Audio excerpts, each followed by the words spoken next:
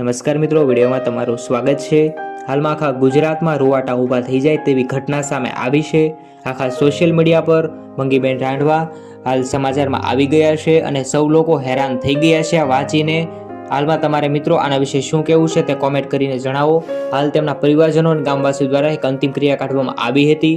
મંગીબેન રાંધવાની જે ભર બજારે તેમના પતિ દ્વારા જ હાલ બસ કંડક્ટર મંગીબેન રાંધવાની જે હત્યા થઈ છે તેને લઈ અને સમાચાર મળી રહ્યા છે। મિત્રો ફટાફટ આ વિડીયોને શેર કરી દેજો। આખા ગુજરાતમાં ચોંકાવી દે તેવા આ સમાચાર અત્યારે સામે આવ્યા છે।